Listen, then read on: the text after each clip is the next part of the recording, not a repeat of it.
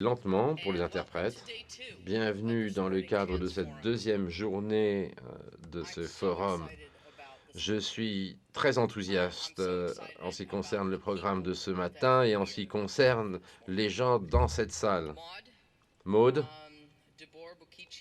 Debord Boukiccio est le rapporteur spécial sur la vente d'enfants, la prostitution d'enfants et la pornographie mettant en scène des enfants. Elle a ce poste depuis 2014. Tout au long de sa carrière professionnelle, Maude a œuvré en faveur des droits des enfants.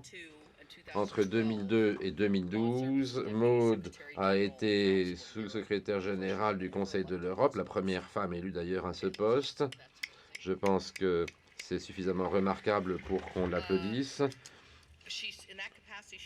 À ce titre, elle a joué un rôle moteur dans le cadre de 3 conventions du Conseil de l'Europe, la Convention contre la traite des êtres humains, la Convention pour la protection des enfants contre l'exploitation sexuelle et les abus sexuels, et la Convention visant à prévenir et à lutter contre la violence à l'encontre des femmes et contre la violence intrafamiliale. En tant que rapporteuse spéciale des Nations Unies, elle a consacré un certain nombre de rapports thématiques aux vulnérabilités des enfants victimes de vente, de traite et autres formes d'exploitation dans les situations de conflit et dans les crises humanitaires. Elle s'est penchée sur les TIC, les adoptions illégales et la gestation pour autrui ainsi que la vente d'enfants. La raison pour laquelle elle est parmi nous aujourd'hui est qu'elle a rédigé un rapport spécial qui, lorsque nous l'avons lu, nous a semblé particulièrement important. En effet, ce rapport se penche sur les effets des questions sur lesquelles elle travaille par le prisme du sport. Elle démontre que le sport peut jouer un rôle direct ou indirect dans la sécurité des enfants. J'invite Maude à venir ici pour nous faire part de ses propos. Ensuite, il y aura un panel. Je vais peut-être vous présenter d'ailleurs le modérateur, mais je le ferai après que la rapporteuse spéciale nous ait fait part de ses propos liminaires, à moins que vous ne préfériez, Dorothy, que je les présente tous et toutes d'emblée. Bien, alors nous allons procéder ainsi. Je vous prie de bien vouloir m'excuser.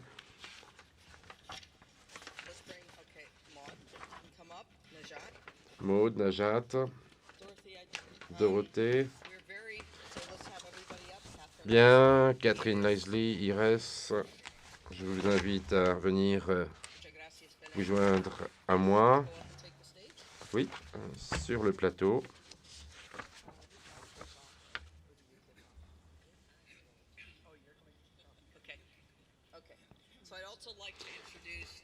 Je vous présente également Najat Nolamajid. Najat est la représentante spéciale des Nations Unies, donc la fonctionnaire de plus haut rang qui œuvre à la sécurité des enfants. Nous sommes très honorés de vous compter parmi nous dans le cadre de ce forum. Najat, vous avez la parole. Merci. Bonjour à toutes et à tous. Bonjour à toutes et à tous. Avant d'entamer mon travail de modération, j'aimerais vous montrer une vidéo puissante et courte du Conseil de l'Europe intitulée Start to Talk. Il est fort probable que l'interprétation ne soit pas possible. First, I was one of the only girls on the team. They started making fun of my body because it's a swimsuit, so everything's visible. Later on, that turned into like hugging. Their arms they traveled to weird locations. But I didn't want to say anything. They're just gonna say they're making jokes. I feel kind of strange when she comes near me. It feels as if I'm being treated differently. It's a very strange feeling I cannot describe. I really get butterflies in my stomach. It feels very weird. I want to tell her not to do it, but telling an adult to not do something is very mean. I have a coach, which I really admire. He won loads of medals, and I really wish I could further my career with him. It's just in some ways not. He touched me in places. He forced me to do more uncomfortable things. I can't talk about it much. I'm scared. I'm scared of what they will think.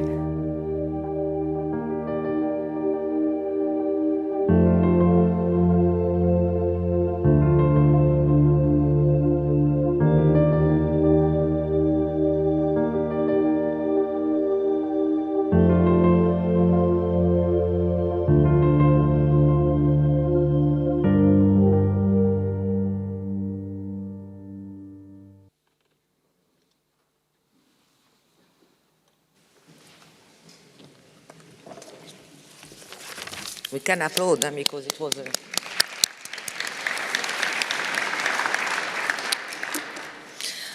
first I want to... Bien, tout d'abord, qu'il me soit permis de remercier très sincèrement les organisatrices et organisateurs de cet événement et de m'avoir inclus. À mes yeux, c'est plus qu'un événement, il s'agit, je pense, d'un jalon. En effet, nous célébrons le 30e anniversaire de la Convention relative aux droits des enfants. Et en outre, car en tant que représentante spéciale sur la violence à l'encontre des enfants, et je n'ai pris mon poste qu'en juillet dernier, vous savez que ce mandat est un mandat de plaidoyer mondial pour l'élimination de toutes les formes de violence à l'encontre des enfants dans tous les cadres, y compris dans les cadres sportifs. En outre, ce mandat joue un rôle important afin d'accélérer la mise en œuvre des ODD et surtout de l'ODD 16.2 et de tous les autres ODD associés aux enfants et à la violence à leur encontre. Comme vous le savez, les ODD 2030 prévoient un cadre essentiel dans le cadre de nos débats. Lorsque l'Assemblée générale a adopté les ODD 2030, elle a reconnu que les sports étaient un agent important pour un développement durable. Les pays mettent de plus en plus l'accent sur le sport, dont la promotion de la tolérance est importante, mais également pour parvenir aux ODD en termes de santé et d'inclusion sociale. Le sport est également important afin de réaliser de nombreux droits précisés dans la Convention relative aux droits de l'enfant, y compris le droit au loisir, au repos, le droit aux meilleures normes de santé qui soient et à l'éducation. Cela étant dit, malgré le rôle extrêmement positif du sport dans la vie des enfants, nous savons qu'il peut être également associé à des abus, à des exploitations physiques, sexuelles, psychologiques. Ces abus peuvent revêtir bien des formes. Cela peut toucher des athlètes d'élite, mais également des sports, des clubs à l'échelle locale, dans les écoles. Et il peut également faire intervenir des auteurs d'enfreintes à l'échelle locale, des gens qui voyagent. Nous savons également que la réponse aux abus et à l'exploitation des enfants dans le sport n'a pas été pour l'instant suffisante. La responsabilité de ces crimes est essentiellement celle des auteurs, mais n'oublions pas les échecs institutionnels qui exposent les enfants au risque, ce qui comprend l'échec de la part de certaines organisations sportives qui n'ont pas construit une culture robuste de garantie. C'est également l'échec des États qui n'ont pas créé un environnement politique mettant l'accent sur la prévention et fournissant des mécanismes de rapport sûrs et accessibles, garantissant les obligations réditionnelles, les voies de recours. Néanmoins, il y a eu des évolutions importantes depuis le dernier forum. À l'échelle normative, les directives adoptées récemment sur le protocole facultatif du CRC sur la vente d'enfants, la prostitution des enfants et la pornographie mettant en scène des enfants évoquent explicitement le sport en tant que domaine dans le cadre duquel on doit agir, dans le cadre du protocole facultatif. Il y a 2 mois, disais-je, l'Organisation mondiale du tourisme a également adopté la Convention cadre sur l'éthique dans le tourisme qui comporte des dispositions spécifiques sur la protection des enfants contre toute forme de violence. La Convention cadre sera un outil important afin d'accélérer la lutte contre la violence à l'encontre des enfants dans le cadre des voyages et du tourisme, et notamment dans le cadre de grands événements sportifs. Du point de vue pratique, nous avons constaté qu'il y avait davantage de clubs sportifs qui respectaient et qui mettaient en place un certain nombre de normes. Et bien sûr, autre évolution clé, la publication du rapport thématique de la rapporteuse spéciale sur cette question que nous évoquons aujourd'hui. Les recommandations qui figurent dans ce rapport fournissent un programme large et ambitieux, mais qui est parfaitement atteignable. Au cours de cette séance, la rapporteuse spéciale présentera son rapport, ainsi que ses recommandations adressées aux différentes parties prenantes qui ont un rôle à jouer dans ce domaine. En outre, il permettra de brosser, ou de mettre en place le cadre des débats pour savoir comment traduire ces recommandations en action et suivre la mise en œuvre de manière efficace. Plus important encore, nous entendrons les enfants et les jeunes eux-mêmes nous dire quelles sont les mesures qui doivent être mises en œuvre pour qu'ils participent de manière active à la mise en œuvre des recommandations du rapport et pour garantir que les enfants où qu'ils se trouvent soient autonomisés et puissent agir en tant qu'agents du changement pour l'inclusion des enfants dans le sport. Maude, vous avez la parole. Les interprètes auraient aimé avoir ce discours par écrit.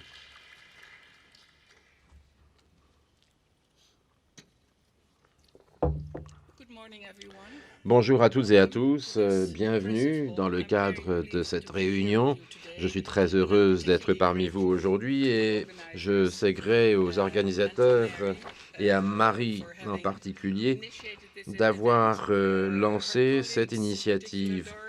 Ses collègues, Dorothée notamment, et les membres de l'équipe ont rendu cette séance possible, une séance consacrée uniquement aux droits des enfants, et quelque chose de très important, même si je suis également très heureuse que le terme « enfant » apparaisse dans le cadre de bien d'autres sessions. Il n'est pas utilisé uniquement dans cette salle aujourd'hui.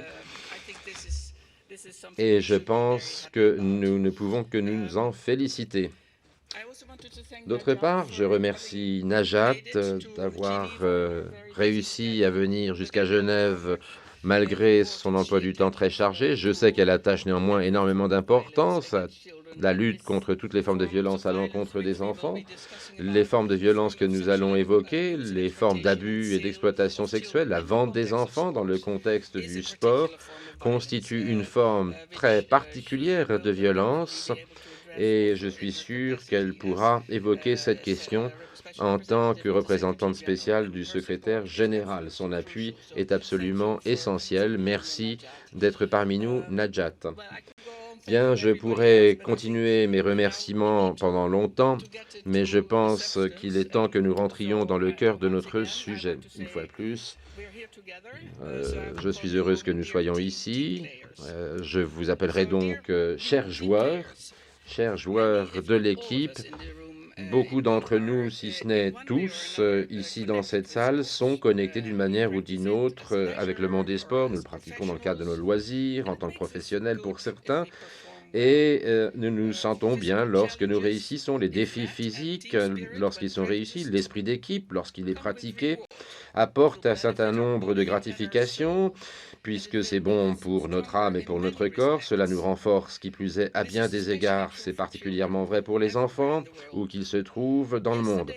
Hier, à New York, au cours de l'Assemblée générale des Nations Unies, au cours de la célébration, dans le cadre de l'Assemblée générale des Nations Unies, du 30e anniversaire de la Convention relative aux droits de l'enfant, nous avons entendu Yanné, un enfant de 11 ans, touché par une atrophie musculaire qui répondait à des questions qui lui étaient posées par Jordi Cardener, président du FC Barcelone et président de la fondation du Barça.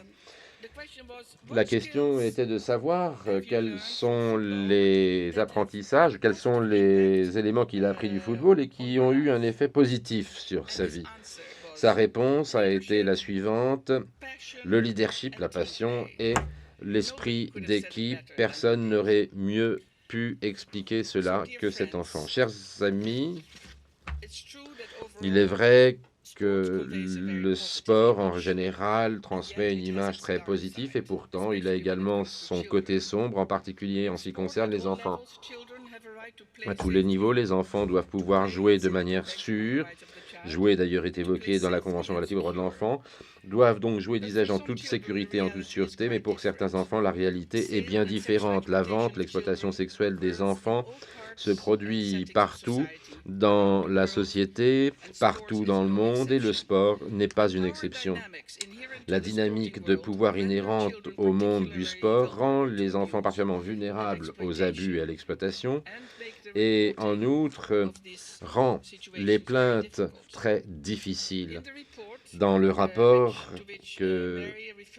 auquel Marie faisait référence il y a un instant et que j'ai présenté au Conseil des droits de l'homme en mars de cette année, d'ailleurs une version plus facile d'accès, plus lisible et mise à votre disposition dans la salle. Parfois, il est vrai qu'on a tendance un petit peu à utiliser trop de jargon onusien. Je me suis penché dans le cadre de ce rapport, disais-je, sur la situation des enfants qui, dans le cadre du sport, tombent dans des pièges et font l'expérience de l'exploitation et des abus. Commençons par la vente, interdite par l'article 35 de la Convention relative aux droits de l'enfant.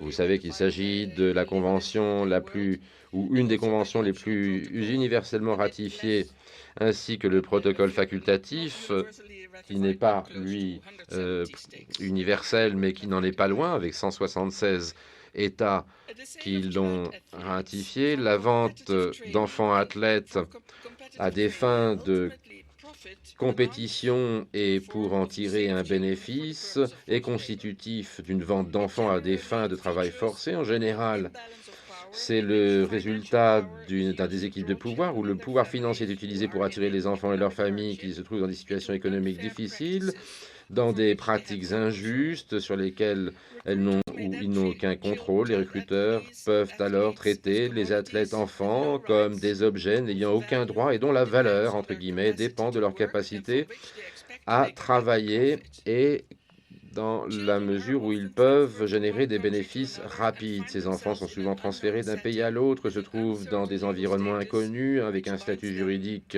incertain qui les lie à leurs employeurs. Ils peuvent être échangés de club à club, forcés de s'échauffer de manière intensive, sans aucune ressource, sans aucun document. Des rapports font état d'enfants recrutés dans les pays en développement, vendus pour jouer au basket ou au football dans des équipes. Derrière ces recrutements, il y a tout un système qui fait intervenir des agences de recrutement, des recruteurs individuels, des transactions financières de haut niveau, avec des enfants maintenus dans des situations extrêmement difficiles s'ils ne parviennent pas à trouver un placement dans une équipe. Ils doivent en outre s'acquitter de frais très élevés à leurs entraîneurs. L'absence de relations contractuelles claires, le mépris des règlements en ce qui concerne le transfert de mineurs, les mécanismes de partenariat par des parties tierces ou la traite des enfants sont autant d'indicateurs d'enfants traités comme des actifs commerciaux, comme des choses exposées à l'exploitation.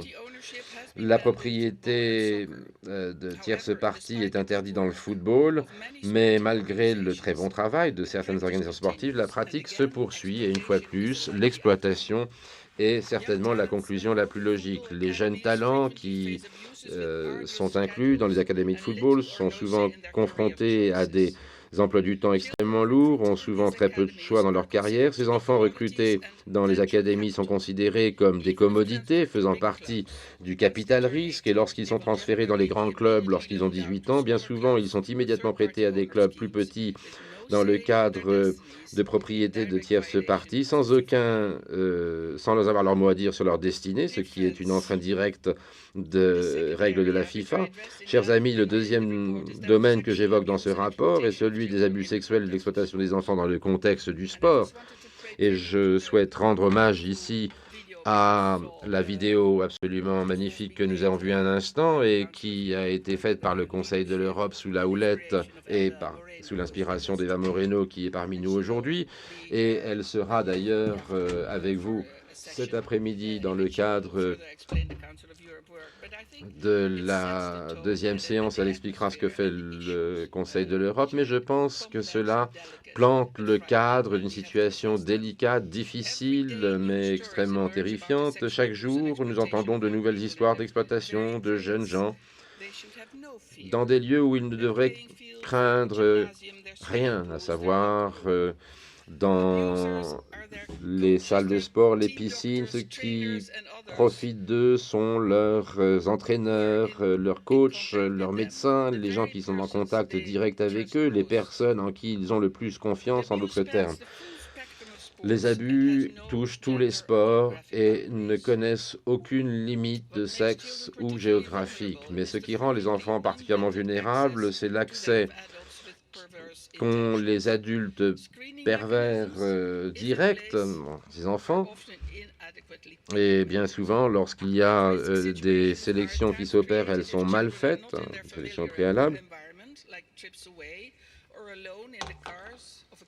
Il faut que les enfants ne se retrouvent pas seuls. Les conditions, en outre, ne sont pas souvent respectées. Les enfants ont peur de se plaindre pour des raisons associées à la crainte, à la honte et à la stigmatisation. Donc, que faut-il faire? Avoir une meilleure sensibilisation en ce qui concerne ces pratiques au niveau des gouvernements, des fédérations sportives de société civile. Ça pourrait être la prémisse d'une réponse. Ce forum est une excellente plateforme pour confirmer cet aspect. Il y a un cadre international qui énonce des obligations très claires faites aux États et aux acteurs privés, tels que les organisations sportives, qui doivent évoquer ces violations des droits de l'homme. Il y a par exemple la Convention des Nations Unies sur le droit des enfants, le protocole facultatif que j'ai mentionné, le crime, les statuts ou les conventions concernant les trafics, le crime organisé et l'éthique du tourisme. Et cette dernière convention ayant été récemment améliorée par l'adoption d'une convention cadre des Nations Unies sur l'organisation avec l'invention et l'Organisation mondiale du tourisme sur la déontologie du tourisme. Cette convention est un ajout au corpus de droit international à cet égard. Nous avons entendu Najat nous dire qu'il y avait de nouvelles directives qui ont été adoptées récemment, appuyées par le Comité sur le droit des enfants, qui apportent des précisions sur les obligations au titre du protocole facultatif pour ce qui est du sport. Cela devrait nous permettre de mieux comprendre les textes juridiques qui parfois font l'objet de discussions. Ces directives sont très claires, très directes. Ces textes existent, ce sont des explications, ce sont des documents, mais il faut les appliquer. Et c'est là que réside le défi. C'est la mise en œuvre effective de ces obligations et responsabilités pour assurer l'intérêt supérieur de l'enfant. Dans le cadre de la pratique du sport, les principes directeurs sur les entreprises et les droits de l'homme, qui remontent à 2011, sont très importants. Il y a 3 piliers, avec la responsabilité des entreprises et l'accès au recours, et cela devrait être pour les États et les organisations sportives le critère essentiel. Vous voyez, il y a un grand nombre de mesures de sauvegarde, de normes, de règlements, de politiques, de codes de conduite dans ce domaine, mais il y a différentes approches et il n'y a pas de terminologie harmonisée, ce qui amène à des incohérences et peut saper la protection. D'où l'importance des directives. Dans mon rapport, pour ce qui est des préventions et des efforts concernant les recours, j'ai souligné la nécessité d'un mécanisme indépendant pour la présentation des rapports pour ce qui est du sport et des organisations sportives, et la mise en œuvre des obligations en étroite collaboration avec les cadres nationaux. Je voudrais insister sur le rôle des contrôles pour toute personne travaillant avec les enfants. Dans le contexte de manifestations sportives majeures, il y a un grand nombre de violations des droits de l'homme ayant des répercussions pour les enfants vivant à proximité des stades, par exemple des déplacements forcés, exploitation sexuelle, travail des enfants, impact sur le droit à l'éducation et au logement. Il est donc essentiel d'inclure systématiquement des droits de l'homme avec des critères de diligence raisonnables. Dans mon rapport, j'ai également souligné l'importance qu'il y a à s'assurer que la pratique du sport, en particulier au niveau du sport d'élite, ce n'est pas un travail, ça ne correspond pas à un travail d'enfant. À cet égard, le droit à l'éducation est essentiel et des mesures appropriées doivent être prises pour garantir que l'on ne sacrifie pas l'apprentissage d'autres compétences. Je voudrais dire que tout ce que j'ai dit s'applique à tous les enfants athlètes et pas uniquement au niveau de ceux qui font partie de l'élite. Depuis que j'ai apporté la touche finale à mon rapport, j'ai entendu trop souvent cela ne nous concerne pas, en particulier de la part de parents ou d'entraîneurs au niveau des communautés. Or, mes recommandations s'appliquent à tous, à tous les niveaux, même au niveau d'activité, même au niveau du sport amateur. Il peut y avoir des abus, des harcèlements, des surentraînements ou des intimidations. Enfin, pour intégrer l'intérêt supérieur de l'enfant dans la pratique du sport, il est important d'assurer une participation significative. Nous pouvons beaucoup apprendre d'eux, comme nous le voyons au cours de ce forum. Donc, travaillons donc ensemble comme une équipe. J'attends avec intérêt votre point de vue sur ces questions. Merci.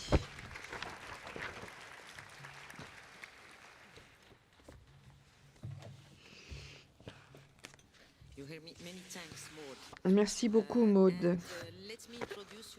Je vais vous présenter les membres du panel. Nous avons avec nous des organisations sportives, des représentants d'État, l'OIT et des représentants de jeunes, de réseaux de jeunes. Nous avons Iris Hugo-Bouvier dans le domaine sportif du football. Plus précisément, nous attendons David Gruvenberg, Chief Executive des Jeux du Commonwealth, Catherine Leslie de la FIFA, responsable de la protection des mesures de sauvegarde pour les enfants. Il y a également Belén Lara Martinez de l'Espagne, chef de service de coopération du Haut Conseil du sport et de l'OIT. Il y a Thiago Gorao Alves Ribeiro, chargé de la division des droits et principes. Et il y a Shafina, qui est ici, qui représente les organisations, les réseaux d'organisation des jeunes. Ce que nous allons entendre de la bouche des membres de ce panel très représentatif, ce que nous voudrions, c'est avoir votre point de vue pour ce qui est des défis en matière d'application des recommandations qu'on a entendues de la part de Maude. Il y a également, nous aimerions également avoir des exemples de la manière dont les organisations sportives et les États prennent des mesures pour protéger les enfants dans ce contexte. Je vais donner d'abord la parole pour 5 minutes à Iris Hugo-Bouvier. Vous avez la parole, madame. Thank you, Naja. Merci, Najat.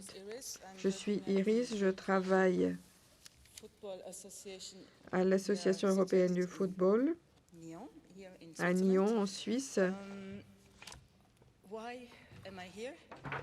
Pourquoi suis-je parmi vous? Pourquoi le football?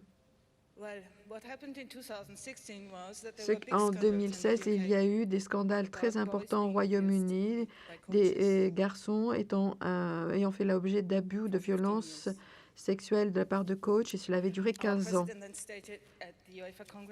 Le président au congrès du FIFA avait indiqué que cela était inadmissible. Il faut que les enfants soient en sécurité. Nous avons mené une évaluation. Il y a 55 associations en Europe. Et nous avons essayé de déterminer ce que nous pouvions faire de notre part et quels étaient les besoins pour les membres. Il y a eu des consultations très poussées et ce n'était pas facile parce que lorsqu'on lance un projet comme celui-ci, on ne sait pas par où commencer. Il y a des terminologies qui diffèrent selon les organisations ou les pays. Qu'est-ce que signifie lorsque l'on parle de abus ou de, de dommages. Il y a une loi sur le consentement, par exemple. Le consentement, alors qu'il s'agit d'avoir des rapports sexuels avec des mineurs qui auraient 12 ans. C'est mon opinion personnelle. Je suis vraiment très touchée. C'est quelque chose qui me tient à cœur. Après cette consultation, nous avons eu des réunions. Nous avons invité la FIFA et le Conseil de l'Europe.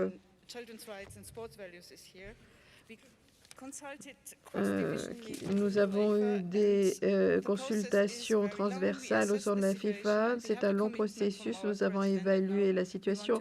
Il y a un engagement de la part de notre président et nous voulons que cela se répercute dans l'ensemble de l'organisation parce qu'il ne sert à rien que certains agissent et pas les autres. Parce qu'on ne peut pas détourner le regard. Il est facile de rejeter les responsabilités sur une personne. Que se passe-t-il si la personne qui voit quelque chose, constate quelque part, cette personne ne sait pas à qui s'adresser? Si un enfant qui subit ou qui voit quelque chose ne sait pas à qui s'adresser? Ce qui est important, c'est de savoir comment les parents parlent aux parents. On voit aussi que sur des terrains de football, des enfants font l'objet de violences physiques ou autres de la part d'autres parents ou de coachs. Et c'est inadmissible et personne ne parle. Ce qu'il faut, c'est prévenir les abus. Nous avons un partenaire qui est à Lausanne, qui est présent ici. Il y a eu des mesures de sauvegarde qui ont été élaborées. Il y a des recommandations minimum sur ce que l'on peut faire.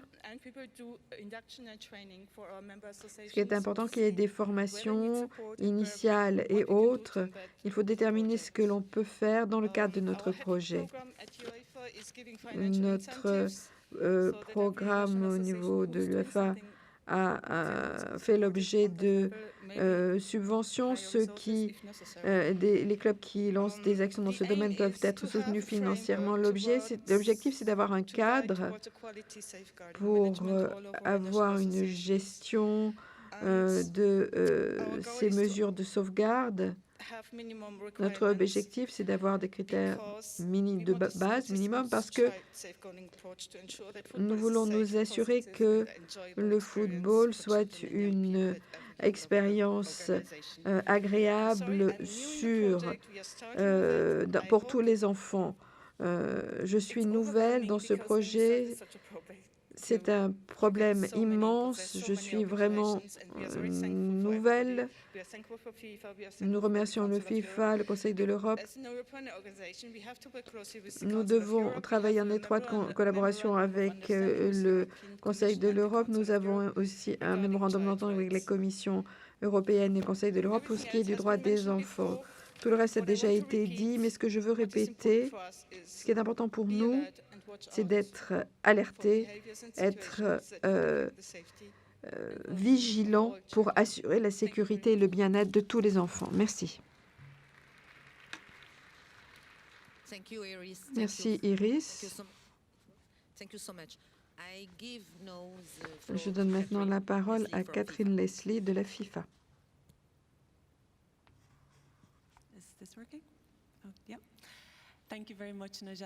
Merci Najad, merci à Maud du rapport qu'elle nous a présenté. Il est très utile d'avoir un rapport mondial de ce type, appuyé par la recherche. Ça nous aide à avancer et ça se fonde sur la déclaration de consensus à ce sujet. Je remercie également les survivants qui sont présents parce que sans leur courage, le courage de s'exprimer, personne ne serait ici.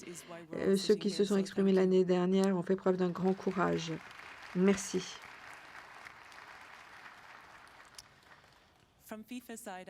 Pour ce qui est de la FIFA, je vais vous présenter ce que nous réalisons et de notre trajectoire.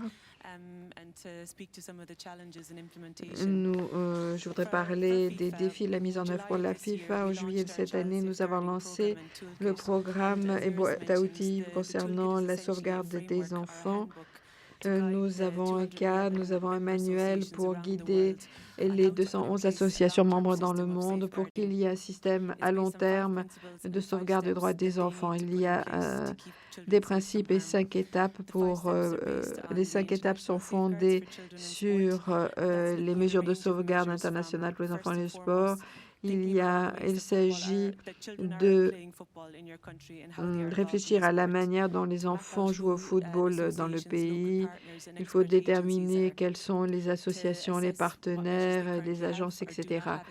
Il faut évaluer ce qui est en place et ce qui ne l'est pas. Il faut également mettre en place une politique de sauvegarde des enfants et déterminer ce que cela veut dire pour les associations.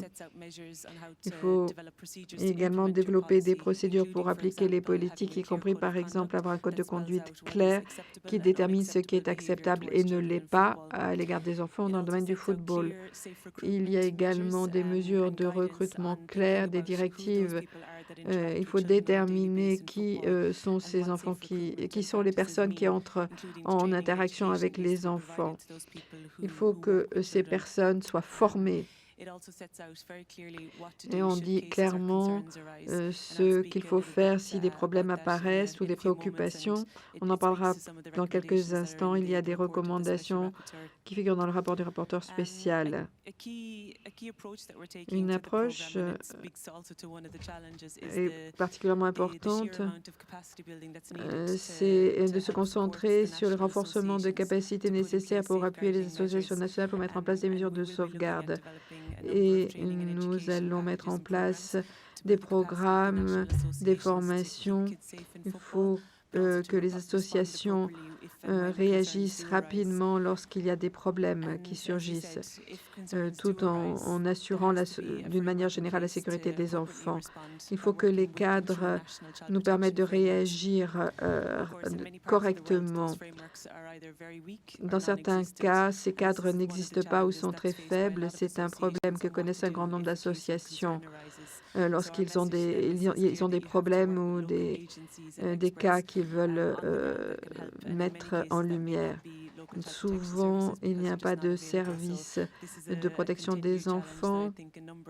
C'est un défi, un problème que l'on connaît dans le domaine sportif, pas seulement pour ce qui est de football dans le monde entier. Différentes mesures qui ont été introduites par la FIFA récemment sont tout d'abord de dire que dans le programme FIFA Forward, c'est le programme de développement du football de FIFA, avec des fonds levés via ce programme pour aider au développement du football dans le monde. Et une des obligations, c'est que les associations doivent avoir des mesures de sauvegarde mises en place. Nous déterminons comment cela pourrait être intégré à tous nos projets et programmes et comment on pourrait appuyer la mise en œuvre de ces mesures. Autre mesure récente introduite, et ça répond à ce qui a été dit hier et ce dont on parle dans le rapport, à savoir le trafic d'enfants. Le Conseil de la FIFA a adopté et approuvé de nouvelles mesures pour la réintroduction de licences obligatoires pour toutes les agences et intermédiaires. Et il faut qu'il y ait une formation permanente pour ces agents. Il faut que il soit déterminé ce que sont ces licences et quelles sont les formations nécessaires pour assurer l'intérêt supérieur de l'enfant. Donc, il y a des défis, mais des possibilités aussi. Un défi, c'est le renforcement des capacités d'associations nationales, des clubs et des ligues qui travaillent directement avec les enfants. C'est un domaine où les organisations sont confrontées à un problème. Je pense que à l'heure actuelle, c'est un sujet qui est prioritaire pour les associations sportives, mais aussi pour un grand nombre de gouvernements. Nous devons continuer à œuvrer en ce sens. Pour nous, il est très important de travailler avec nos partenaires, dont un grand nombre sont ici, avec des organisations. Il faut qu'il y ait des cours, des formations pour renforcer les capacités, la sensibilisation, pour que les enfants soient en sécurité. C'est C'est une nouvelle orientation, c'est un voyage, c'est un trajet que doit entreprendre la FIFA dans la région d'Iris, et en Amérique du Nord, en Australie aussi. Il y a un grand nombre d'initiatives de ce type. Nous n'avons pas encore mené d'enquête, mais je pense que je peux dire qu'un grand nombre d'associations dans le monde sont concernées. C'est un nouveau sujet pour eux. Nous devons leur apporter un appui. Nous devons travailler avec les gouvernements au niveau national. Ils doivent travailler avec les gouvernements partenaires au niveau national pour promouvoir les mesures de sauvegarde et pour que ce soit intégré la gouvernance du football et dans les programmes et activités. Nous examinerons dans l'avenir la manière dont la FIFA pourra prendre des mesures de sauvegarde ou de protection en particulier dans le cadre des compétitions. Il y a des compétitions non seulement au niveau de la Coupe du monde des hommes et des femmes, mais comme l'a dit Andreas, il y a d'autres compétitions. Il faut également se pencher sur le cadre, un cadre pour des mesures de sauvegarde concernant ces compétitions à tous les niveaux. Merci. Merci. And I think that David Gravenberg found his way. David Gravenberg a trouvé son chemin. Parfait. Les Jeux des Commonwealth. Vous pouvez prendre ma chaise. Okay. It's like musical chairs. Thank you very much. Merci. Tout d'abord, il faut souligner qu'il y a une différence entre la FIFA et le Commonwealth Games, c'est que nous organisons des manifestations dans différents domaines sportifs, mais nous avons mis l'accent sur les droits des enfants et la sauvegarde des enfants. Et tous les 4 ans, nous nous penchons sur cette question.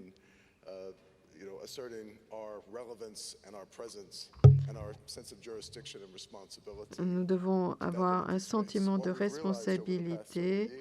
Nous sommes rendus compte ces dernières années que notre responsabilité s'étend au-delà de ces manifestations qui ont lieu tous les 4 ans.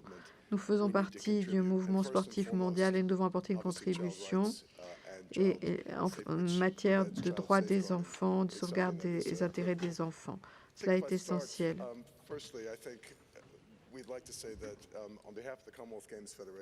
Au nom de ma fédération, je voudrais dire que nous appuyons totalement les recommandations présentées par la rapporteuse. Je pense que c'est un document de base extraordinaire qui donne une légitimité à notre travail lorsque nous nouons un dialogue avec les villes, les pays hôtes, etc., en disant qu'il ne s'agit pas pour nous d'avoir un rôle de professeur. Il s'agit vraiment de quelque chose de très important. Nous ne faisons pas uniquement parce que c'est à la mode. C'est un sujet essentiel. Il y a 5 ans, lorsque nous avons terminé les Jeux de Glasgow 2014, nous avons pris un engagement à l'égard des enfants. Nous avons travaillé avec l'UNICEF à cette occasion. L'UNICEF est un de nos partenaires les plus importants. Et j'ai beaucoup appris de l'UNICEF en tant que dirigeant sportif. J'ai compris à quel point il est important d'entendre, d'écouter la voix des enfants. Il faut éduquer les enfants pour qu'ils connaissent leurs droits. Ainsi, on leur donne la possibilité de ne pas subir la situation. Il faut qu'ils soient en mesure de se protéger eux-mêmes. Il faut créer une culture sportive qui autonomise les enfants, qui fasse entendre la voix des enfants. Il faut qu'il y ait des mécanismes, des politiques mises en place dans ce domaine. Il faut aussi qu'il y ait des personnes qui travaillent en ce sens. Et il y a eu un changement de paradigme. Donc, nous avons mis l'accent sur l'environnement qui doit être sûr. Il a fallu ensuite comprendre quels étaient les droits des enfants. Nous avons travaillé avec toutes les écoles de Glasgow. Et maintenant, je veux dire que nous travaillons avec toutes les écoles d'Écosse, Toutes les écoles d'Écosse ont reçu des informations et de la formation de la part de l'UNICEF. Ils ont une formation pour ce qui est du droit des enfants et à propos de la Convention pour le droit des enfants. Et c'est un élément catalyseur. Mais il faut mettre en place des mécanismes si l'on veut vraiment autonomiser les enfants, si l'on veut que les enfants soient en sécurité lorsque les enfants sont des mascottes, entre guillemets, pendant les manifestations ou lorsque même participent à des manifestations. Il y a eu des procédures qui ont été mises en place dans ce sens. Et je pense qu'il y a des domaines dans lesquels nous pouvons nous améliorer. Par exemple, pour ce qui est de la capacité donnée aux enfants et à tous, d'une manière générale, à apporter une contribution aux mécanismes qui permettent aux enfants et à ceux qui en ont besoin d'appeler à l'aide et de se protéger. Depuis Glasgow, nous considérons que cela est prioritaire. Nous avons été un peu lents à nous lancer en 2014, mais nous avons eu une prise de conscience et nous pensons, nous avons réussi à lever 6,5 millions de livres pour les enfants. L'engagement est là. L'année prochaine, il va y avoir des jeux à Samoa avec des milliers d'enfants, ou 1 millier d'enfants, de 64 pays. La législation de Samoa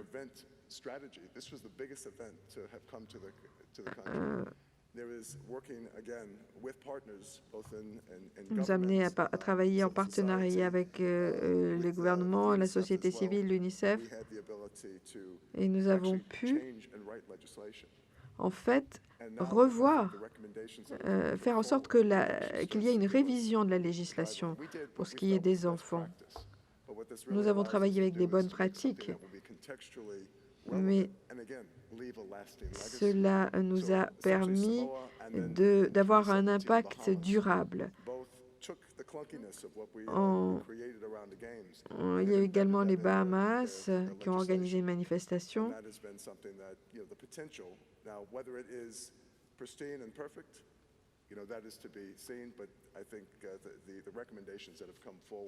Les recommandations nous donnent la possibilité de travailler sur le terrain et de faire avancer les choses d'une manière significative. Et comme la FIFA, nous travaillons en cascade. Nous faisons en sorte que tous nos partenaires ne considèrent pas qu'il s'agisse d'une gestion de risque, mais que c'est au cœur même de notre mouvement. Et nous mettons l'accent sur ces aspects. Il y a un rappel constant qui est fait de l'importance de ces sujets. Si nous ne sommes pas à la hauteur de notre devoir de protéger, nous aurons échoué avant même d'avoir commencé. Voilà ce que je voulais dire brièvement. Je vous prie de m'excuser d'être arrivé en retard. Je vous en prie.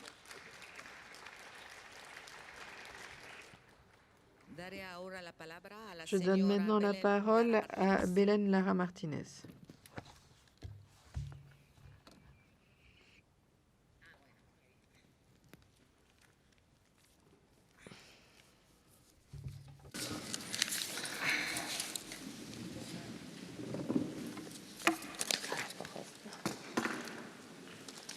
Bueno, buenos días.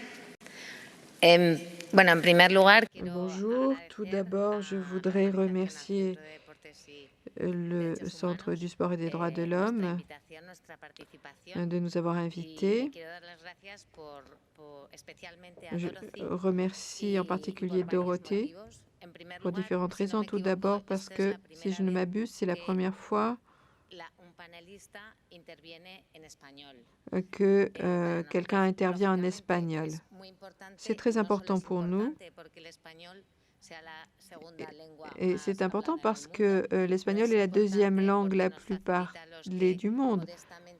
Mais c'est aussi surtout important parce que ça nous permet d'intervenir et de communiquer plus facilement en cette enceinte. C'est très important parce que cela permet à la région d'Amérique latine de s'exprimer. Nous devons absolument participer à ce type de forum. Ce n'est pas... Et si je suis ici, c'est parce que Dorothy, cette personne si enthousiaste, est venue au Guatemala et organisé le premier séminaire sur la protection des mineurs dans le sport. Et cette personne Dorothy a fait 17 000 kilomètres de Bangkok à Antigua pour nous aider, pour nous faire des recommandations, pour nous guider. Il y a aussi Elga Moreno, qui est aussi quelqu'un de fantastiquement dynamique et enthousiaste. Il a participé à un grand nombre d'actions au niveau des actions ibéro-américaines. Ces deux personnes sont des éléments moteurs et c'est grâce à elles que je suis ici. Je suis vraiment enthousiasmée par ce forum. Nous avons travaillé, nous avons avancé et nous voulons mettre en commun les bonnes pratiques. Mais je suis sûre que je vais en tirer bien plus que ce que je pourrais apporter à ce forum. Je vais respecter le délai de 5 minutes parce que moi, je pensais que je en avais besoin de 50, mais je vais m'adapter. Donc, ce que je voudrais dire, dans le contexte du séminaire ibéro-américain, dans le cadre du Conseil ibéro-américain du sport, qui est un organisme intergouvernemental composé de 22 pays d'Amérique latine, je ne vais pas entrer dans les détails parce que notre secrétaire d'État va intervenir tout à l'heure pour présenter le travail réalisé dans la région. Mais je voulais simplement dire que ce séminaire était une partie d'un programme ambitieux lié à la mise en œuvre de l'agenda 2030. La mise en œuvre du plan pour parvenir aux ODD, et en particulier pour l'objectif 16.2. Le Conseil supérieur du sport est un organisme gouvernemental qui dirige le sport en Espagne au niveau national. Vous le savez, notre pays est doté d'un système décentralisé pour ce qui est des différentes compétences. Et aussi bien pour ce qui est du sport que de l'enfance, les compétences se situent au niveau des administrations régionales ou locales. Et dans ce cas, lorsqu'on parle de protection des enfants dans le domaine du sport, ce sont un grand nombre d'organisations sportives qui ont des compétences. En tant que représentante du gouvernement, même si je suis une technicienne, je voudrais dire que l'on a beaucoup progressé pour ce qui est du cadre législatif. Et dans le contexte de l'Union européenne, depuis le premier livre blanc sur les sports, jusqu'à tous les plans de travail qui ont été mis en place dans le cadre de l'Union européenne, la protection du mineur, de l'intégrité de ces derniers dans le contexte sportif a toujours été une priorité. Et cela le demeure. D'ailleurs, aujourd'hui, je suis heureuse de vous dire, même si je suis sûr que beaucoup le savent déjà, qu'hier, dans le contexte des réunions ministérielles qui ont eu lieu à Bruxelles, dans le cadre de la présidence finlandaise, le premier document normatif, un document très important pour nous, a été adopté. Il s'agit d'un document de conclusion faisant référence précisément aux mécanismes de protection et de prévention de la violence à l'encontre des enfants, filles, garçons et adolescents dans le contexte sportif. un petit peu dans la même veine que ce que disait Mao. Par conséquent, nous souhaitons aller vite et nous avançons. À l'échelle nationale, nous sommes également en train de rédiger un certain nombre de pré-projets, un projet de loi relatif à l'enfance, un projet de loi relatif au sport. Nous sommes dans une impasse, vous savez qu'il y a eu des élections et il est fort probable que ce projet de loi voit le jour prochainement, mais pour la première fois, c'est ce qui est important, il y a tout un chapitre portant sur des mesures de prévention et de protection des enfants et adolescents dans les cadres sportifs, dans le cadre des loisirs également. Une série de protocoles et de procédures ont été mises en place sous la houlette de la personne chargée de la prévention. Et là, c'est une grande conquête puisque nous figurons maintenant à l'échelle gouvernementale. D'un point de vue plus pratique, disais-je, grâce à la répartition des compétences, nous devons faire preuve de précaution lorsque nous mettons en place des protocoles, des prérequis, etc., car nous n'avons pas forcément la compétence officielle pour imposer la mise en œuvre de ces initiatives. Il y a d'autres manières d'agir. En tant que gouvernement, nous travaillons avec des alliances. Nous nous coordonnons avec différents acteurs, tant des acteurs publics, à savoir d'autres ministères, que des acteurs privés, ONG et bien évidemment fédérations sportives. Il va sans dire que les fédérations nationales, à nos yeux, ont un lien avec le Conseil supérieur du sport. Il s'agit d'entités privées, soit, mais qui s'acquittent de fonctions publiques.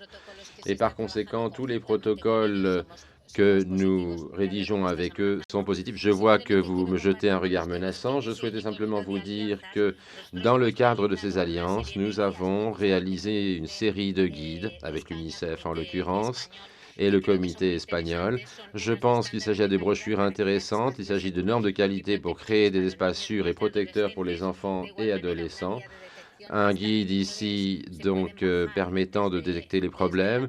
Vous pouvez télécharger cela sur la page du Conseil supérieur des sports.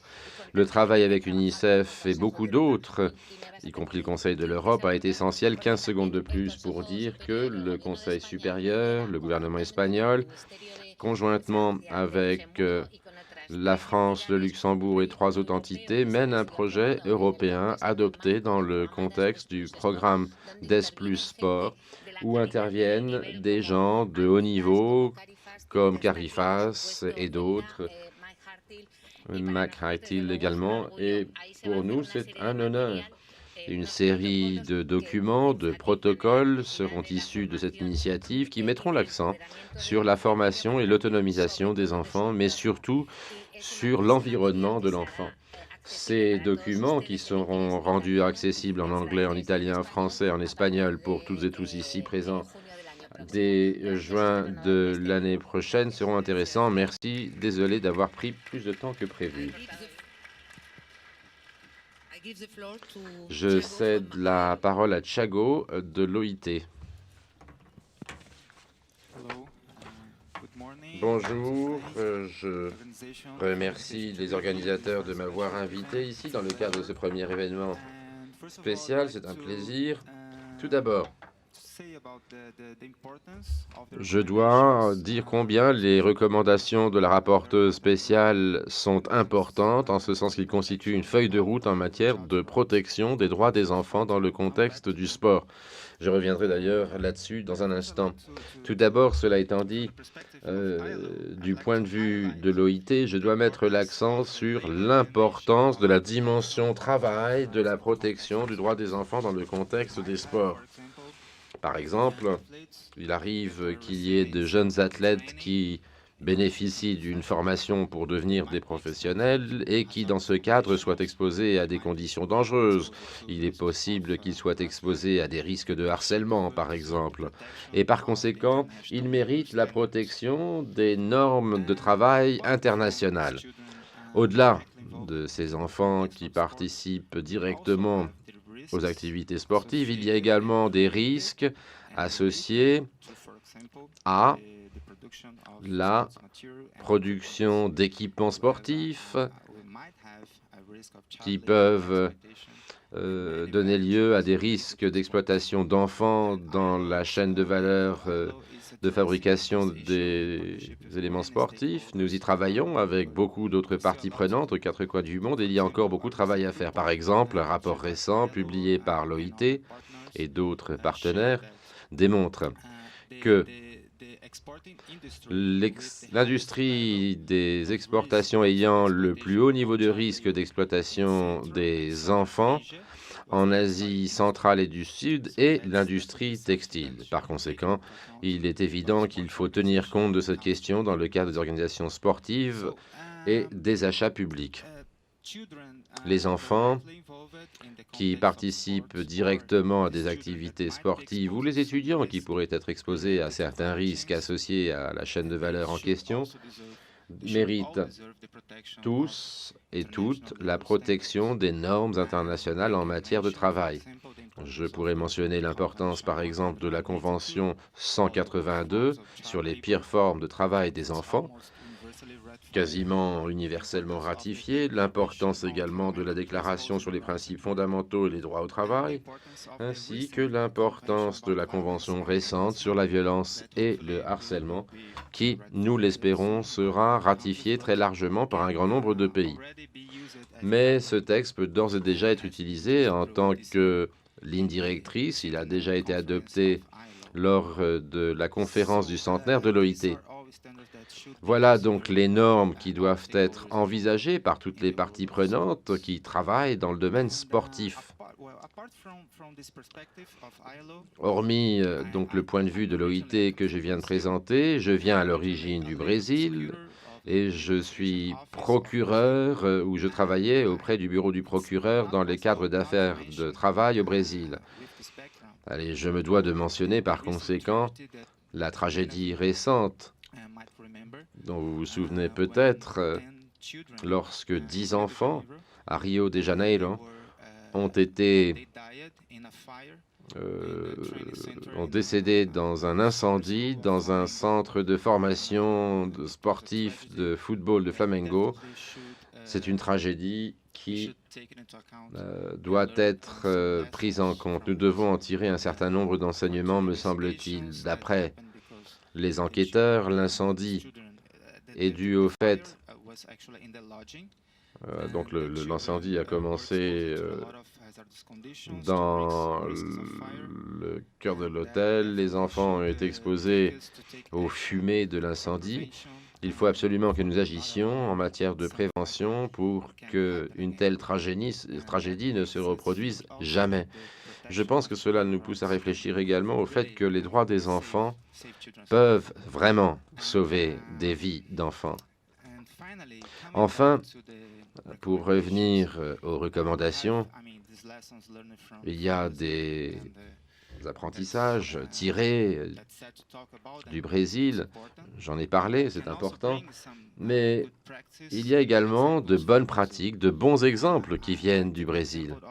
Prenons l'exemple de la recommandation sur la mise en œuvre de mécanismes de rapport et la formation des professionnels. Au Brésil, le bureau du procureur et certaines fédérations, comme la Fédération des gymnastes et la Fédération des nageurs, sont parvenus à un accord de partenariat afin tout d'abord de mettre en œuvre des mécanismes de rapport, de plainte dans le sport. Nous avons eu des cas à l'échelle nationale et internationale de harcèlement, mais il s'agit également de fournir une formation aux professionnels placés sous l'autorité de ces fédérations. Ce n'est ici qu'un exemple de mise en œuvre de ces initiatives dans la pratique, un exemple d'action collective, d'organisations comme le bureau du procureur. On pourrait imaginer que le procureur ne s'intéresse finalement qu'à des activités de police, mais pas du tout, puisqu'il a également œuvré avec d'autres acteurs pour en faire davantage. Et c'est exactement ce qu'il faut faire lorsqu'il s'agit de protéger les enfants et leurs droits dans le contexte sportif. Merci. Merci, Jago. Shafina a la parole. Elle s'exprimera au nom d'organisations de jeunesse. Chapina Kaki, au nom des ONG européennes sportives, je fais une déclaration au nom du Mon Réseau. Les interprètes n'ont pas le discours, ils vont faire de leur mieux car l'oratrice lit très vite. Les recommandations figurant dans le rapport ne sont pas là uniquement pour mettre en place un dialogue, mais également pour modifier la situation. C'est très important dans le secteur sportif car pendant longtemps, les abus sont mal perçus ou étaient mal perçus. Il relève de notre responsabilité collective que de lever ces craintes. Sur la base de notre expérience avec le projet Voice, nous pensons que le suivi des recommandations doit garantir que les programmes de prévention sensibilisent à la meilleure manière de prévenir les abus contre les enfants dans le sport. Les jeunes aux quatre coins d'Europe pensent que les États doivent fournir réhabilitation et des services de réhabilitation aux victimes, pas uniquement dans les capitales où le système fonctionne d'ores et déjà ou est en cours d'amélioration. Le plus grand défi réside dans les petites villes où il n'y a pas suffisamment d'enseignants, de psychologues ou d'autres spécialistes qualifiés afin de mettre en place des programmes de réinsertion. Il n'y a pas de petits abus. Ils ont tous un effet sur ces gens pour le reste de leur vie. Au final, le facteur le plus important dans le cadre de la mise en œuvre des recommandations est la volonté. Le changement arrive et il n'est possible que dans le cadre de campagnes de sensibilisation et nous félicitons tout un chacun ici. Je vous remercie. Merci, Shafina. Je vous remercie toutes et tous. Je vais maintenant céder la parole au public pour lancer un débat de 10 minutes.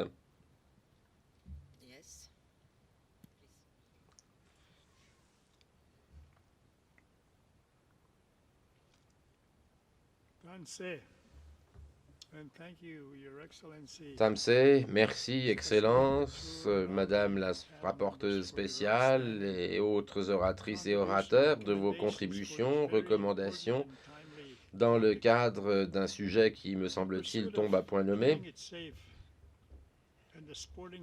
En ce qui concerne les principes de la chance dans le sport, le principe 1, 2, 9, nous attirons votre attention sur l'approche fondée sur les droits utilisée déjà depuis plusieurs années en matière de promotion de la santé et de prévention d'abus historiques.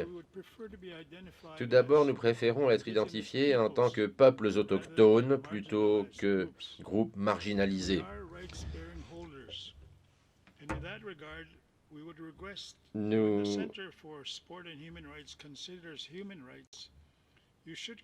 Lorsqu'on examine les droits de l'homme dans le cadre du sport, il faut réfléchir, entre autres choses, au fait que la majorité des peuples autochtones sont des enfants et des jeunes.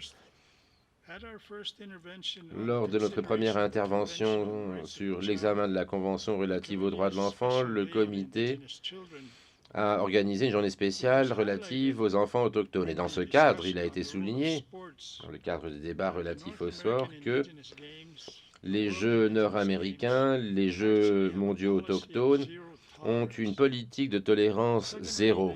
Deuxièmement, la Déclaration des Nations Unies sur les droits des peuples autochtones, dans son paragraphe préambulaire article 31, précise que les jeux traditionnels et les sports traditionnels s'inscrivent dans le cadre de nos manifestations culturelles et incluent la promotion de la paix,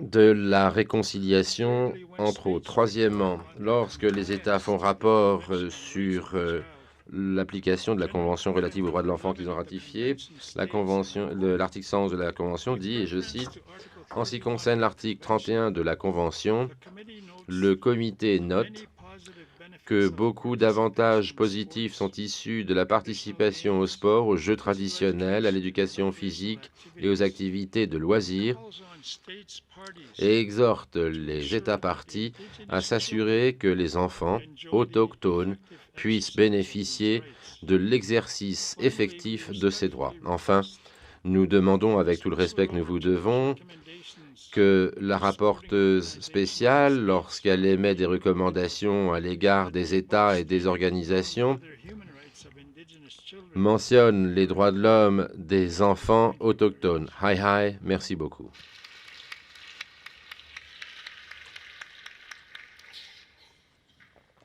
Y a-t-il d'autres questions?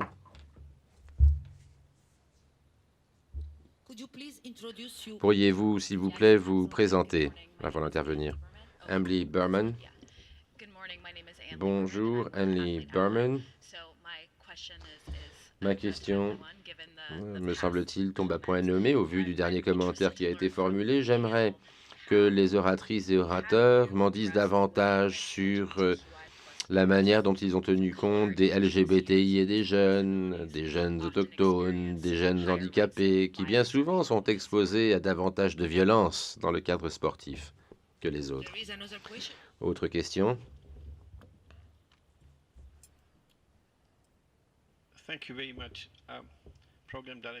Merci, je suis directeur programme, Commission des droits de l'homme.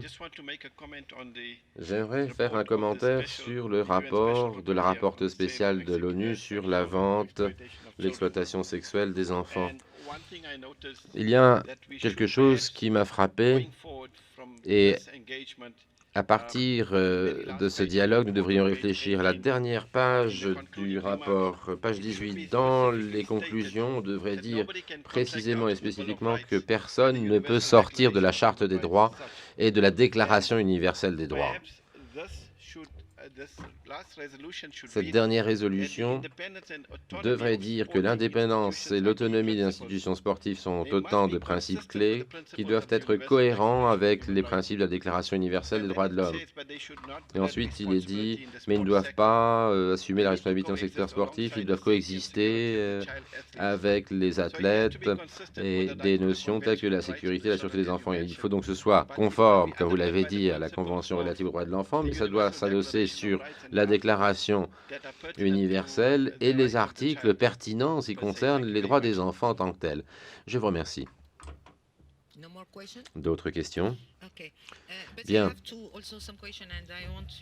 J'aimerais également poser quelques questions.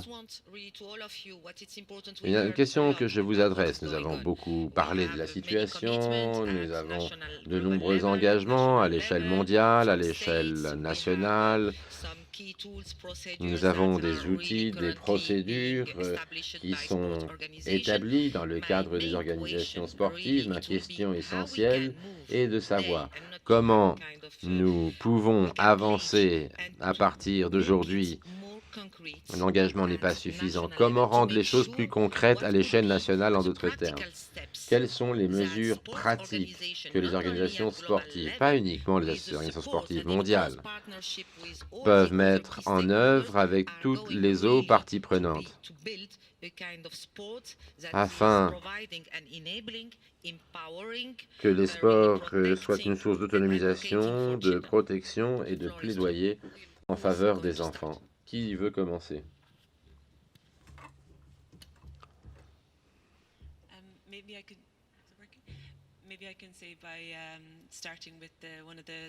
On pourrait peut-être commencer par l'un des principes du forum cette année, à savoir l'action collective, en particulier à l'échelle nationale.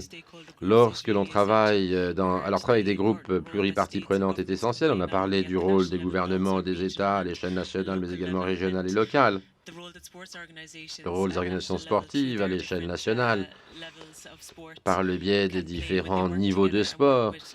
Ces acteurs, lorsqu'ils travaillent ensemble, peuvent faire la différence avec les organisations civiles pour mettre en place des procédures de garantie dans leur programme. Il s'agit donc d'œuvrer collectivement. C'est quelque chose qu'on essaie de faire à l'échelle mondiale. Un certain nombre d'organes ici présents le font. Un webinaire très utile a été organisé par l'OIC et les fédérations internationales. Nous avons partagé un certain nombre d'informations, de défis pour voir ce qui fonctionne, des enseignements tirés. Et le partage d'informations à l'échelle mondiale est quelque chose qui doit se faire aussi à l'échelle nationale avec des partenaires qui œuvrent ensemble. Ce n'est pas uniquement un seul secteur, un seul groupe qui permettra d'assurer la sécurité. Ce n'est que par le biais d'une action collective qu'on pourrait y arriver. C'est un des messages clés que l'on fait passer auprès des associations nationales également.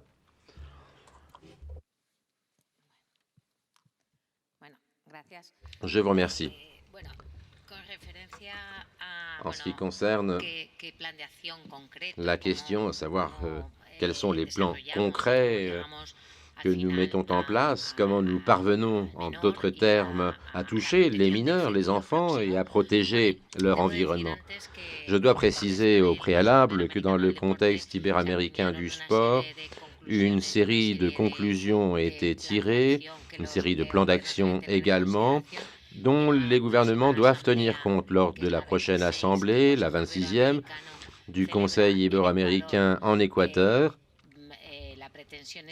L'idée est que ces conclusions soient adoptées et reprises par tous les gouvernements. D'ailleurs, dans la même veine, nous avons invité le Centre des sports et des droits de l'homme afin qu'il intervienne et puisse faciliter l'adoption des recommandations dans le cadre de ce forum. Mais dans le contexte national, maintenant, nous avons commencé à travailler de manière décidée dans le cadre d'une stratégie très claire à la protection des droits de l'enfant il y a, disons, 2 ou 3 ans. Et alors que nous avançons, nous considérons qu'il faut en faire davantage, car le chemin qui reste à parcourir est très long.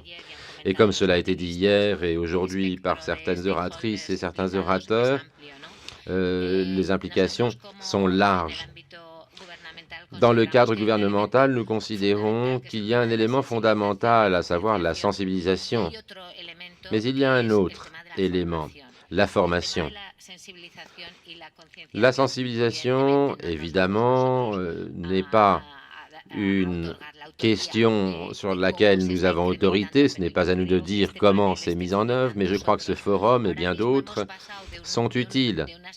Nous sommes passés d'une situation où, il y a peu, je me rappelle du lancement de la campagne Statutoc à Madrid, l'année dernière, ou il y a 2 ans, pardon. Dans ce cadre, il y avait des organisations sportives très pertinentes, notoires, qui disaient « Écoutez, ça n'arrive pas chez nous. Ça n'arrive pas dans mon club, pas dans mon sport. » Je ne vais pas mentionner de nom parce que ça ne sert à rien. Cela étant dit, je pense que nous avons maintenant surmonté cette étape. On sait que ça peut se produire, on sait que ça se produit. Et je considère que cet élément, cette avancée, est suffisamment importante. D'un point de vue plus pratique, il est vrai que nous mettons en place un certain nombre d'éléments. J'en ai parlé, le projet européen, un protocole contre le harcèlement dans le cadre des fédérations espagnoles, mais il y a un élément que je dois mentionner absolument ici et qui me semble aller dans la même veine que dans la campagne Statutoc. Les sportifs jeunes, parfois, ne savent pas vers qui se tourner pour porter plainte, ne savent pas qui peut les appuyer et les aider dans ce cadre. Et ici, il y a beaucoup de travail à faire. Nous travaillons avec une fondation dont le nom est ANAR, qui a maintenant 49 ans, c'est une ONG. Ça fait 49 ans que cette ONG travaille avec une ligne téléphonique gratuite 24 heures sur 24, dite ligne rouge, et ils ont eu 439 000 appels de mineurs l'année dernière. Comme quoi, vous voyez qu'il y a beaucoup de chemin à parcourir, mais je pense qu'on est déjà sur la bonne voie.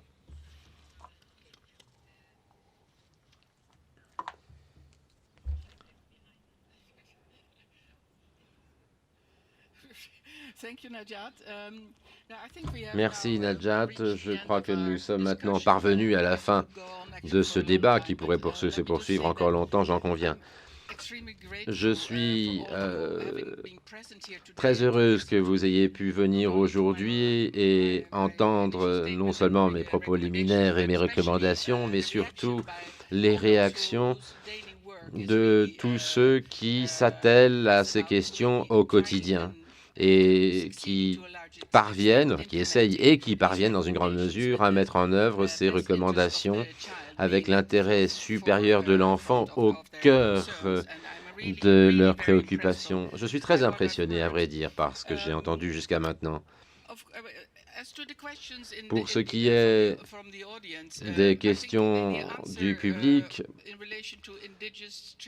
et pour répondre à la question portant sur les enfants autochtones, les enfants issus des communautés LGBT, la réponse est très simple et très claire. La Convention exige un certain nombre de choses, et mon rapport implicitement également, parce que je me suis fondé dans une grande mesure sur les dispositions de la Convention, c'est qu'il ne doit y avoir aucune discrimination pour aucun motif quel qu'il soit. Donc, quelles que soient les garanties et les mesures qui doivent être mises en œuvre, il faut absolument qu'elles s'appliquent à tous les enfants sans distinction. Autre élément que je me dois de mentionner, et là je reviens un petit peu sur ce que disait David tout à l'heure dans sa déclaration, il ne doit pas s'agir de gestion de risque. Je crois que c'est vraiment là le cœur du problème. Lorsqu'on parle de droits des enfants, il doit y avoir, il faut que ce soit quelque chose qui préside à la conception des projets. En d'autres termes, toute politique mise en œuvre par les États, les fédérations sportives, doit inclure la protection des enfants et les droits des enfants. Il ne faut pas que ce soit une pensée qui arrive ultérieurement en fin de projet ou lorsque la crise et l'urgence éclatent. Réfléchissons à tous ces éléments par avance, par conséquent. Voyons quelles sont les voies de recours qu'il faut mettre en place. Voyons si ces voies de recours sont accessibles. Voyons ce que nous devons mettre en place pour que les victimes d'abus sexuels ou de vente puissent bénéficier d'une aide, pour que les victimes puissent se réinsérer et reprendre leur plein statut en tant qu'être humain auquel a droit, je pense, tout être humain sur cette terre.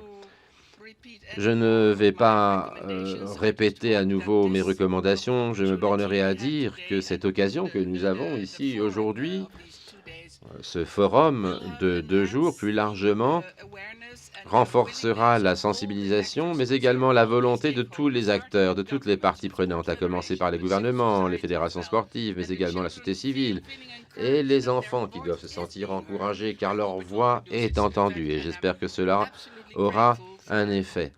Quoi qu'il en soit, je remercie tout particulièrement Mary et son équipe et Dorothy d'avoir rendu ce débat possible. Je remercie également Najat d'être parmi nous aujourd'hui, ainsi que toutes les oratrices et orateurs qui, comme je le disais au début, passent beaucoup de temps et d'énergie, fructueusement d'ailleurs, à la mise en œuvre de mes recommandations. Merci 1000 fois.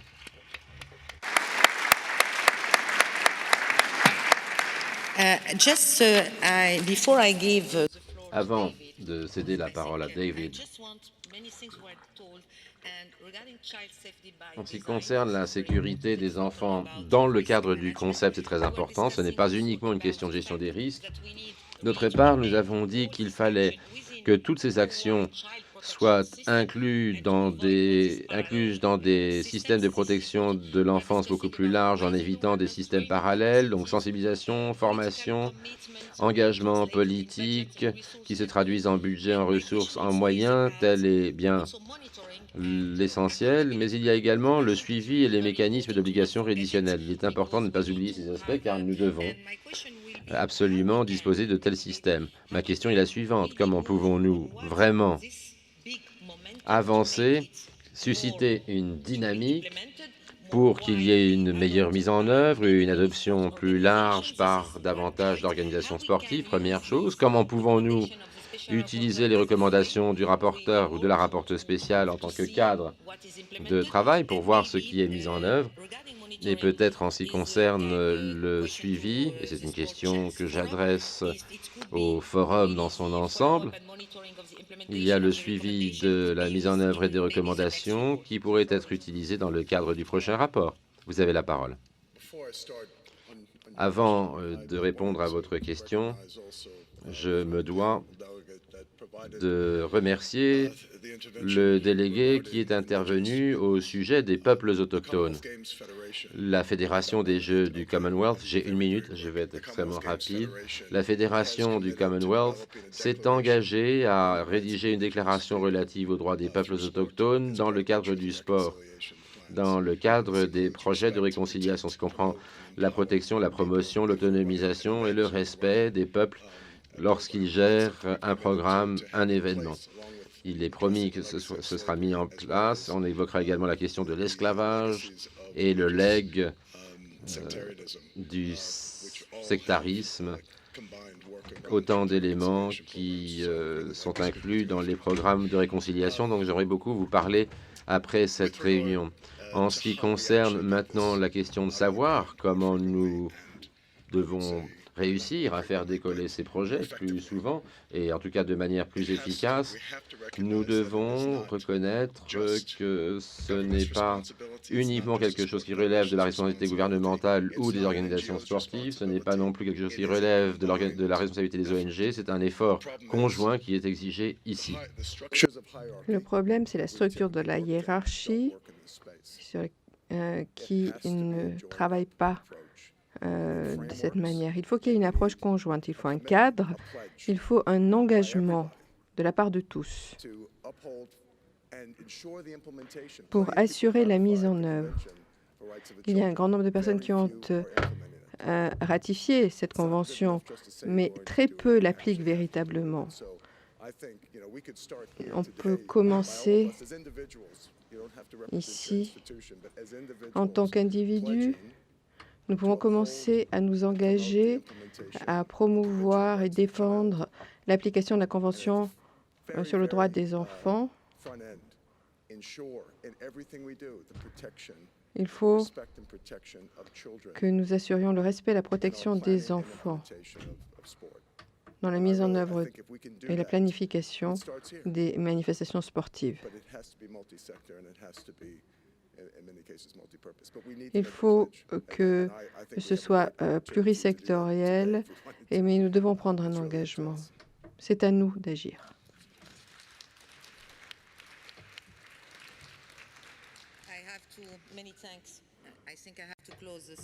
Nous allons clore cette séance. Nous sommes un peu en retard. Mais auparavant, je voudrais revenir à ce que David a dit. Nous devons nous engager, renouveler notre engagement et le traduire en actions concrètes et utiliser le cadre des ODD. Je vous rappelle que d'ici à 2030, nous devons respecter une promesse que nous avons faite. Nous devons nous assurer que d'ici à 2030, les enfants vivent dans une société inclusive, pacifique, libérée de la violence. Et c'est demain. Nous devons agir plus rapidement et mieux. Autre point que je voudrais rappeler, nous devons mobiliser, faire participer un plus grand nombre d'enfants dans la mise en œuvre et dans le suivi. Parce que ce sont les acteurs de changement positif et de la protection. Et je m'engage en tant que représentante spéciale sur la violence contre les enfants. Je peux vous dire que mon mandat appuiera et continuera à plaider et à vous aider pour l'application de la Convention et lutter contre la violence. Il faut s'assurer qu'aucun enfant ne soit laissé pour compte. Merci à tous.